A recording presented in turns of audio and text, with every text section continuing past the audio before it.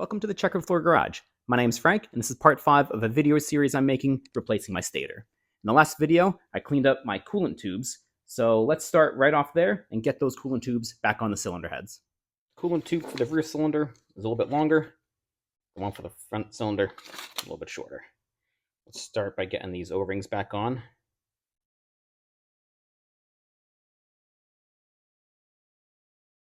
And make sure they don't get twisted in the process.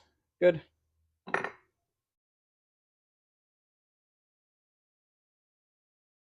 And good. So I'm going to start by taking off this tape here. And then before I put this in, I'm also going to do a little bit of oil on the O-ring here to facilitate smoother install and help prolong its life. Yeah, don't put oil on these O-rings. And while you're at it, you might as well get new O-rings. Ask me how I know. I was filling up the bike with coolant, and there was a bunch of coolant gushing out of this tube and also the front coolant tube. So I think maybe it's a combination of using the oil. Maybe I messed up the seal that the gasket is supposed to provide, this O-ring, or it could just be, you know, with this bike being 2004, the O-rings were put into the cylinder heads when I was a freshman in high school, and the O-rings just were at the end of their life. So, recap, get new O-rings, use grease instead of oil, and then let's get these tubes back in. These are the O-rings that I found that fit, but there's plenty of options that, you know, will also fit. It's the only one. And I also got 2 for each coolant tube. So I'm doing one in this channel here, all right, and another one about ½ an inch up. All right, let's try this again. Round 2. I lost kind of a lot amount of coolant. So I've got my 2 gaskets on there, a little bit of grease. I'll push that in. There we go. And then I'll snug down this 8mm bolt nice and tight. I think what will also help is just pushing down on this coolant tube as you tighten down this bolt at the same time. Same thing over here on the right side of the bike for the front cylinder, 2 O-rings. Shout out to Spockster over at VN750.com for the idea. We'll get this 8mm bolt back in. And the same thing, I'm going to push down with the pipe and then tighten down at the same time. Get these drain bolts back in. There are these 3 10mm bolts, 1 for each cylinder, and then 1 for the underneath of the engine. And just snug those down nice and tight. And here's the location for the front cylinder.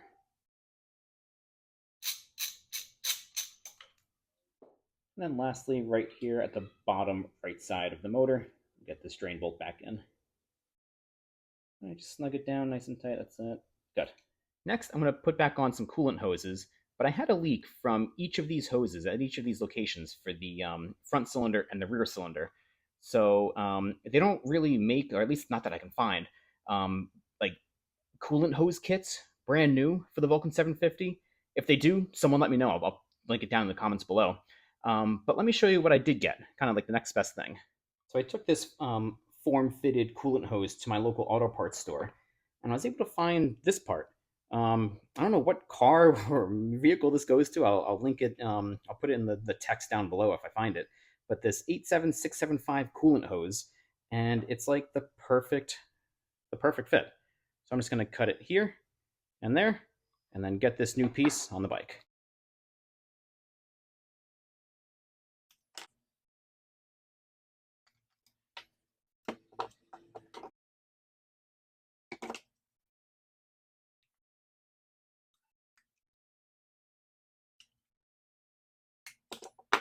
Okay, there we go. Pretty good. Get this new piece back on. Let's get this on the coolant tube first.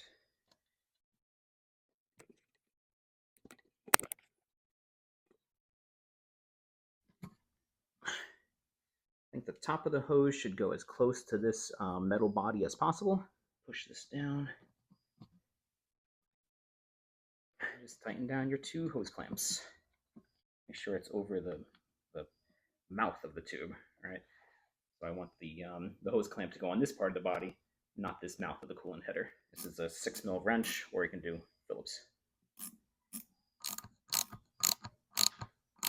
And same thing here with the rear cylinder coolant tube. I was able to get this guy. That right angle at the top here, I think is the most important piece. And then the rest of this is flexible enough. It should be good. This is part E80413. Let's cut this to size.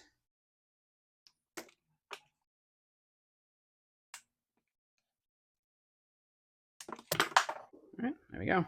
Thank you, Duralast.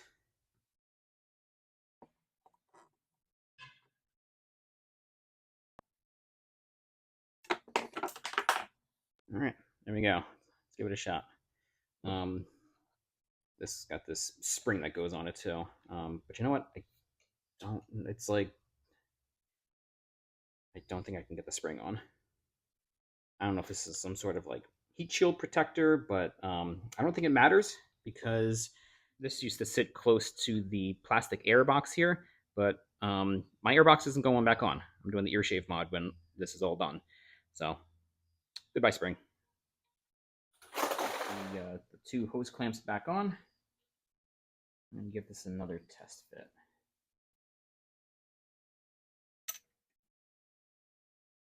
Okay, that's really good. I'm going to tighten these down.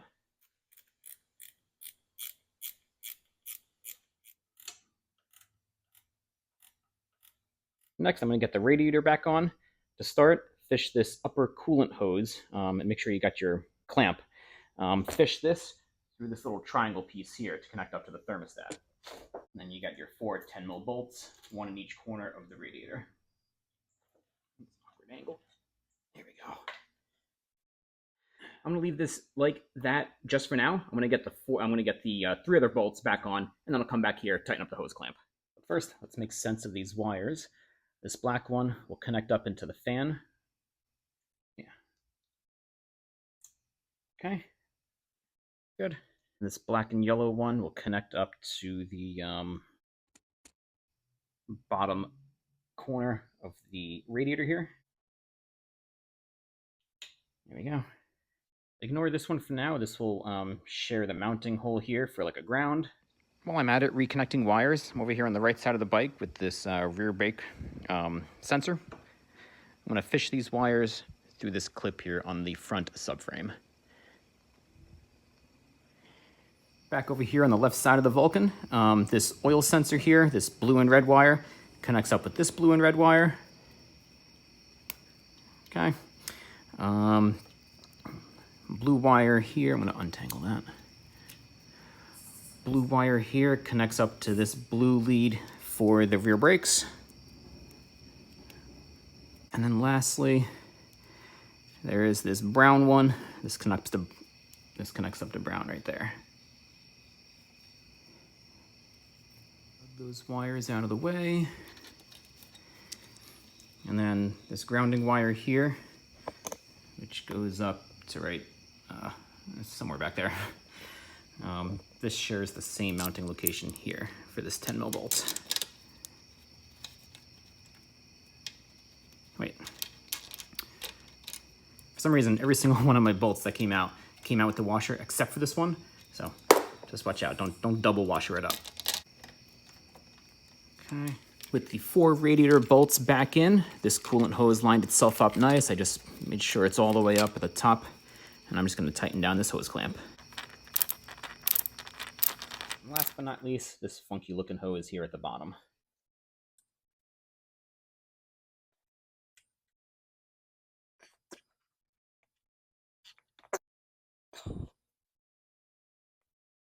I had this top hose on a little bit too tight. I didn't know it, but as soon as I loosened it up, everything kind of fit nicely into place. There we go. All right, next, tighten this up above the lip, maybe like right there.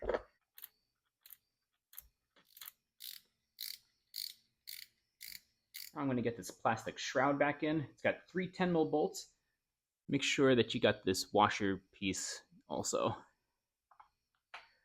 One at the top, and then 2 at the bottom. And here at the bottom is your drain bolt. This thing is plastic. It's 12mm, but do not over tighten it. It doesn't really need to be that tight. And I'm just going to do another tiny little bit of a tightness. That's it. While I'm down here, I'm also going to get the oil filter back on. don't forget a nice little bit of oil for the O-ring to facilitate easier removal when you do your next oil change. And I'm just going to hand tighten this down. And then while I'm here doing the oil filter, I'm also going to put back this spring and the screen. First, your screen goes in,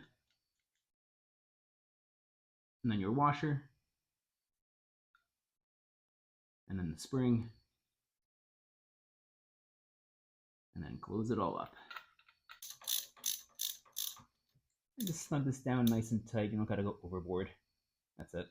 Next, let's get some oil back in the Vulcan. It takes 4 liters. My normal go-to oil for most of my history with this bike, for like 20,000 miles, has been this Motul 10W40 synthetic, and it's been good. I've got some oil analysis from Blackstone that I'll link in the description below, but it's also kind of expensive. So another oil that's really popular on the VN750 Forum is this Shell Rotella T6 15W40 synthetic. And the non-synthetic is also a common choice over there as well. This will be my second time adding oil from Shell into this bike, and right now I'm pending Blackstone oil analysis. So as soon as I get those numbers, I'll share them with you guys.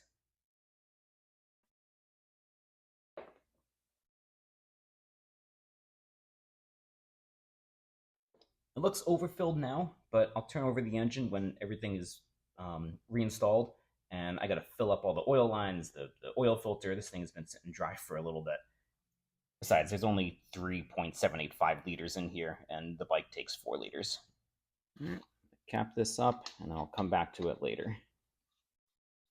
Next, I'm going to get this clutch cable back on, route it underneath the shift shaft here, and then this bracket here actually shares the mounting location here, so I'm going to take off this bolt.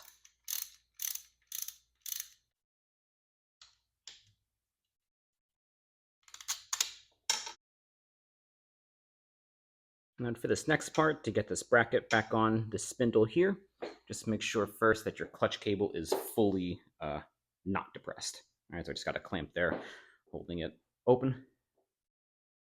Do a light little amount of anti-seize here on these splines.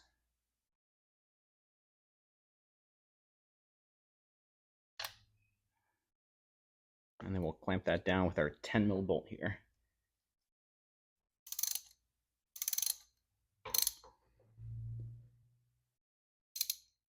After you get your clutch cable back on, make sure to come up here and test it, because even though I lined up everything as I thought it was, something's not lining up. So I'm going to do another adjustment. All right, that's much better. Maybe a little bit of loose play, but maybe I'll make a video in the future about adjusting this. What I did down here to make the cable tighter was I just pulled the cable this way. All right, so this arm, pulled it to the right of the camera, and that provided the appropriate amount of tension, and I tightened it there in that spot. Next, I'm going to get the shift lever back on, align the slot here with the little dot indentation there. And you know what? I'm going to do a little bit of anti-seize there while I'm at it.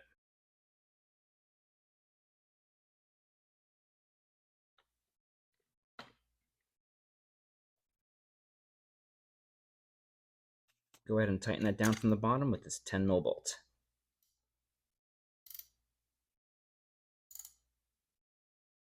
And then next, this left foot footrest with these two 14 mil bolts.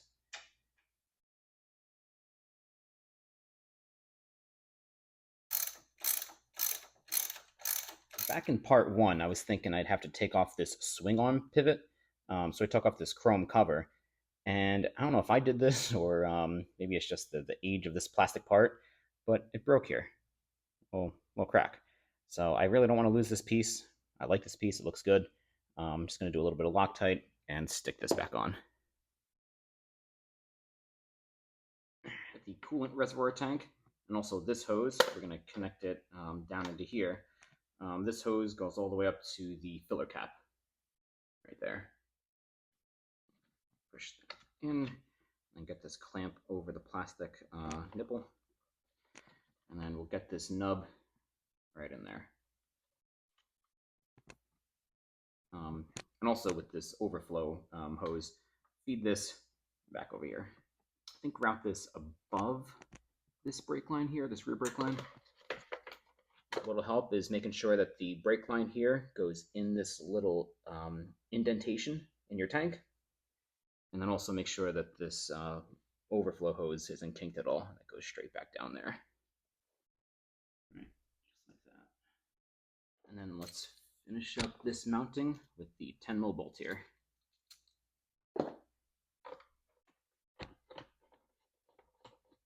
I'm going to first fill up this overflow tank. I like to use this Peak Asian Vehicles green stuff, pre-diluted. Right to the full line. Okay, looking good. I'm going to add coolant right here into the filler cap, right until it reaches this, this lip here. Okay. That's what that looks like right there. Just going to shake the bike a little bit, try to get some of the air bubbles out.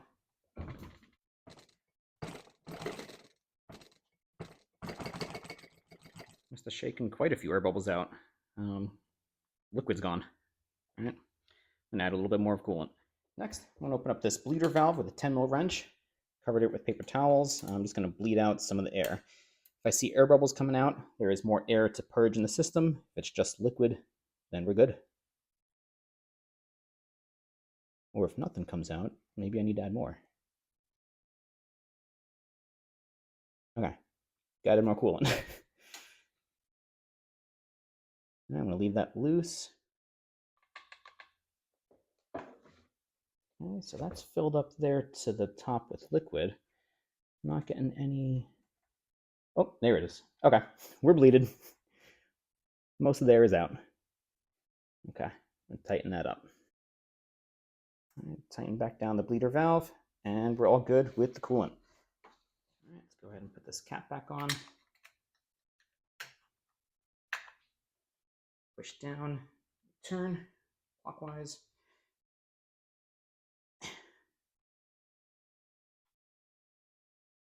Okay, good. This is a good time to start tidying up some cables or wires, if you have them. These two wires, I think, are for my in-off dash cam. And also this coolant overflow hose. I'm just going to zip tie this to the frame.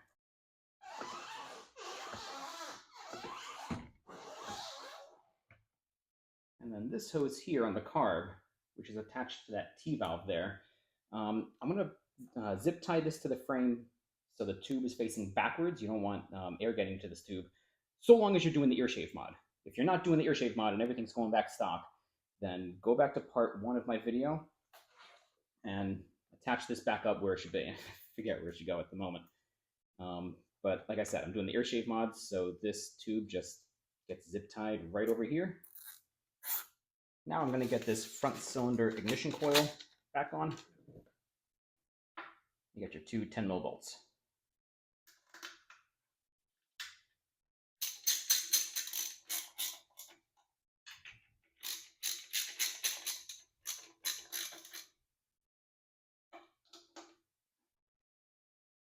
I'm just going to route the spark plug wire under this part of the frame here, connect it back up. And then this one I unplugged, so I'm just going to put this back in. And then this I'm going to route to the other side of the front cylinder for the spark plug. And these wires go back on, black on the right, red on the left. Next, I'm going to slide this battery box in.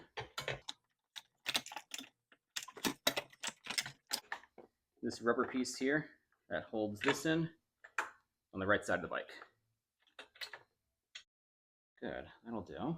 This Mitsubishi igniter box goes on the back of the battery box with your two 10 mil bolts. I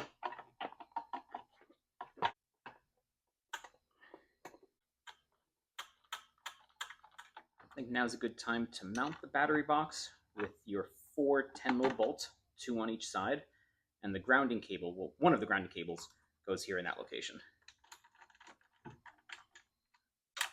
All right, so before I tighten that down, let me show you one thing. The battery box is going to go on the inside of the frame here. And for the other side, the bolt goes through this part of the frame and then into the battery box. All right.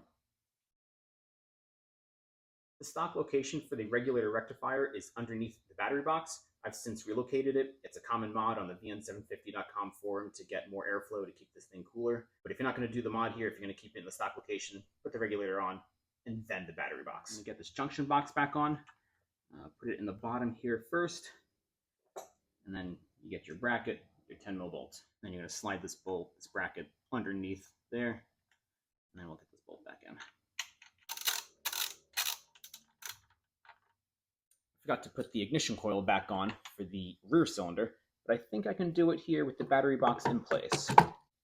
And then these cables point to the left.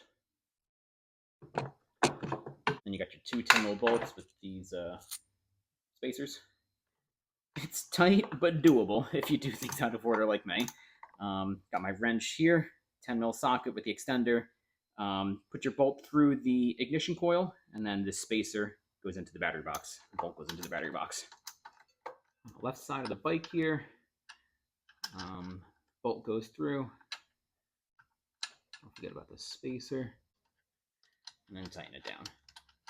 The red wire goes on top, and then the green one on the bottom. Then I fish the spark plug wire through here, plug that in. And then for the right side of the rear cylinder, I fished it under here, this upper engine mount, plug that in. Next, I'm just gonna put this guy back in. Just like that. And now let's plug in the electronics for the igniter module. This big one here goes on the upper side. Nope. This big one here goes on the bottom side. Okay. And then this one here goes on the top. Like I said in part one, this was just hanging loose on my bike, so I'll keep letting it hang loose. And there's a close-up of what that looks like. I tidied up a little bit my mess of in-off dash cam wires.